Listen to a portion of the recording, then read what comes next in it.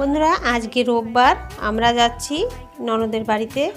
আমার হাজবেন্ড গেটটা খুলে বাইকটাকে বের করে নিচ্ছে, এরপরেই আমরা এই বাইকে চড়ে যাব।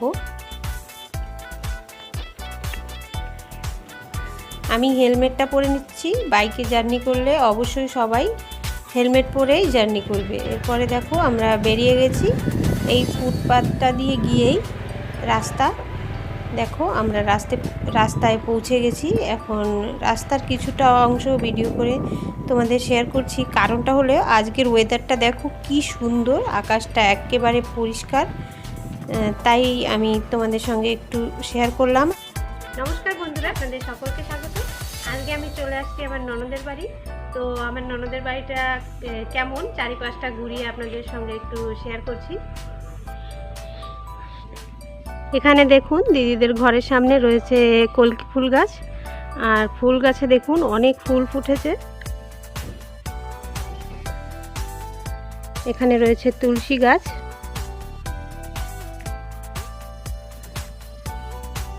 আর এখানে দেখো রয়েছে শ্বেত অপরাজিতা ফুল গাছ। অনেক ফুল ফুটেছে, কি দারুণ লাগছে দেখতে। একটা আম গাছ, আর এই রয়েছে তুলসীর বেদি। এখানে সকাল সন্ধ্যেতে পুজো করা হয়।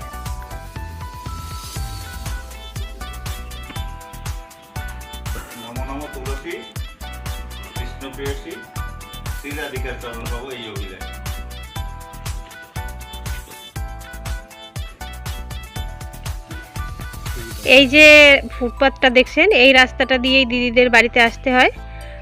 আর এই রাস্তাটা শেষেই হচ্ছে মেইন রোড, যেটা আমাদের এটিআর রোড। রাস্তাটা দিয়ে একটু ভেতরে ঘরটা, তার জন্য লোকেশনটা খুবই সুন্দর। আর বাড়ির চারিপাশে রয়েছে নানা ধরনের ফলের গাছ।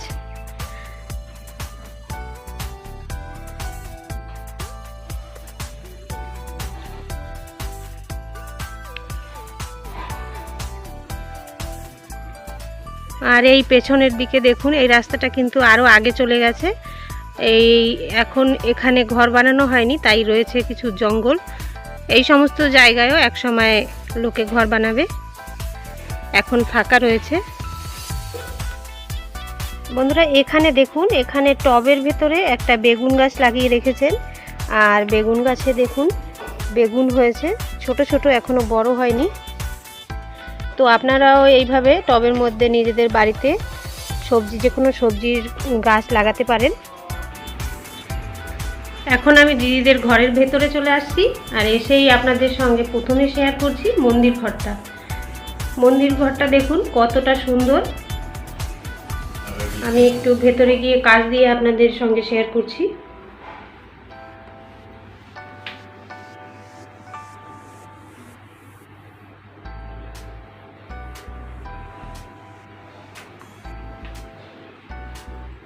এখানে দেখুন আমার নন্দাই বসে পান চাবাচ্ছে। অনেক কাজ করেছেন সকাল দিয়ে, একটু কষ্ট হয়ে গেছে তাই রেস্ট করছে। আজকে তো রোববার, রেস্ট করার দিন। আর ড্রয়িং রুমটা ঘুরিয়ে আপনাদের একটু দেখিয়ে দিচ্ছি।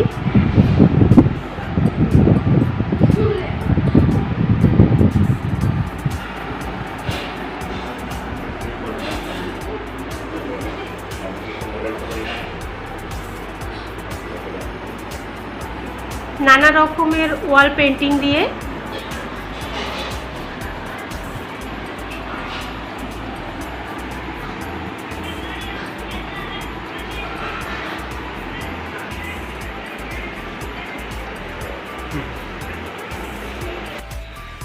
বন্ধুরা, এরপরে আমি চলে আসছি দিদিদের মাস্টার বেডরুমে। আর এখানে দেখুন দিদি যে কাপড়গুলো ধুয়ে রেখেছিল সেগুলো গুছিয়ে নিচ্ছে।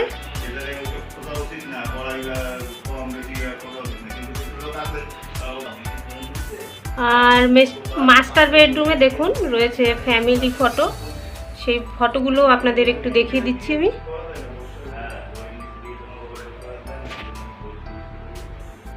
এই ফটোটা হচ্ছে দিদিদের 25 ওয়েডিং অ্যানিভার্সারি।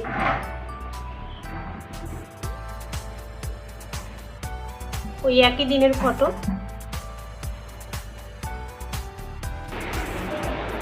এরপরে চলে এসেছি আমার ভাগ্নে পাপাইয়ের বেডরুমটা দেখাচ্ছি আপনাদের। এখানে দেখুন, ও স্কুলে ক্লাস 12 সায়েন্সে পড়ে, তো ওর নানা রকমের বইগুলো রাখা হয়েছে।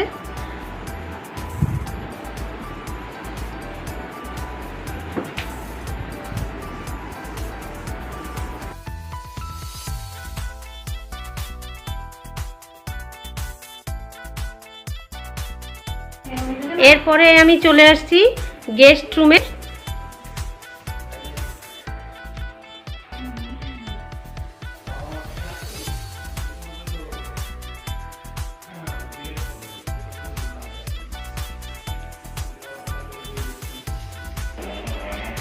আর এখানে রয়েছে ডাইনিং টেবিল।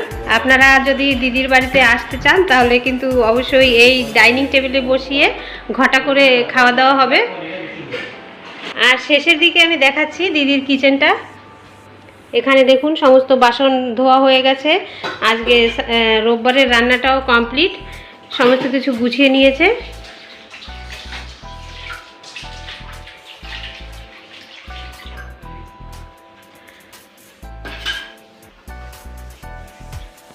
এখানে দেখুন দিদির রান্নাঘরটাকে খুব সুন্দরভাবে সাজিয়ে রেখেছে। আপনারাও এই ভিডিওটা দেখে নিজেদের ঘরটাকে এভাবে সাজিয়ে নিতে পারেন। আর দিদি কিভাবে সাজিয়ে রেখেছে আপনাদের কেমন লাগলো সেটা কিন্তু কমেন্টস করে জানাতে ভুলবেন না।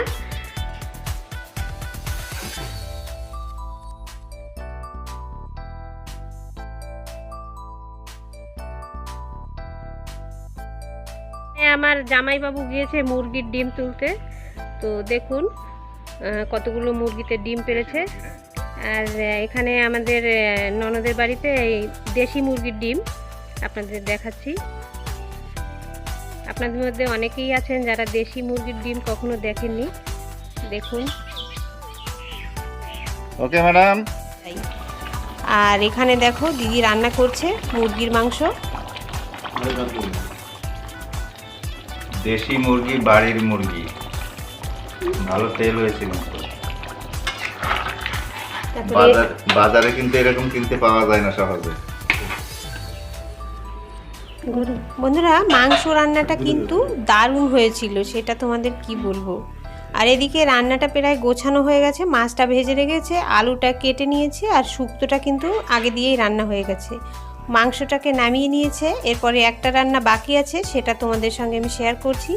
আর রান্নাটা কিন্তু দিদি করছে। কড়াইয়ে তেল দিয়ে তেলের মধ্যে জিরে, তেজপাতা, শুকনো লঙ্কা ফোড়ন দিয়ে দিল। ফোড়ন দেওয়া মশলাটা ফুটে ওঠার পরে আগে দিয়ে কেটে রাখা আলুগুলো দিয়ে দিচ্ছে। আর এখানে আজকে কিন্তু মালিয়ালাম আলুটাই রান্না হচ্ছে। এই আলুটা খেতে কিন্তু দারুণ হয়, আর আজকের তরকারিটা কিন্তু খুব টেস্টি হয়েছিল। তো এখন আলুগুলো দিয়ে একটু কিছু সময়ের জন্য ভেজে নেবে। আলুটা ভাজা হয়ে গেছে, এরপরে দিয়ে দিচ্ছি জল।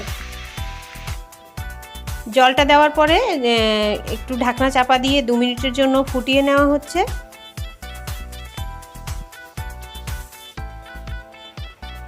আর এরপরে দিয়ে দিল স্বাদ মতো লবণ আর সামান্য একটু লঙ্কা গুঁড়ো। লঙ্কা গুঁড়োটা দিয়ে 2 মিনিট ফুটিয়ে নিয়ে এর মধ্যে আগে দিয়ে ভেজে রাখা মাছের টুকরোগুলো দিয়ে একটু নেড়েচেড়ে এটাকে কিছু সময়ের জন্য রান্না করতে হবে। এই আলুটা রান্না করতে কিন্তু বেশি সময় লাগে না, 5-7 মিনিট হাই ফ্লেমে রান্না করে নিয়ে তরকারিটা একেবারে খাওয়ার জন্য রেডি। এখানে দেখো তরকারিটাকে একটা পাত্রে নামিয়ে নেওয়া হয়ে গেছে। বন্ধুরা এখন আমাদের দুপুরের খাওয়া দাওয়া শুরু হয়ে গেছে। এখানে দেখুন সবাই বসে গেছে। প্রথমে সবাই কচুর শুক্তো দিয়ে খাওয়া হচ্ছে, আজকে সানডে।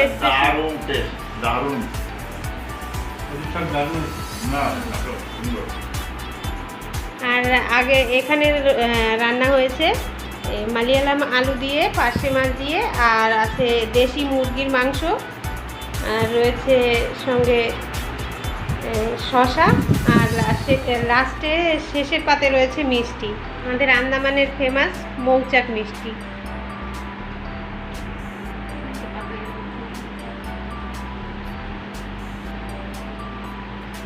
এবার একটু দেখো তোমরা, কতটা তো খিদিয়ে দেয় না। ঠিক আছে।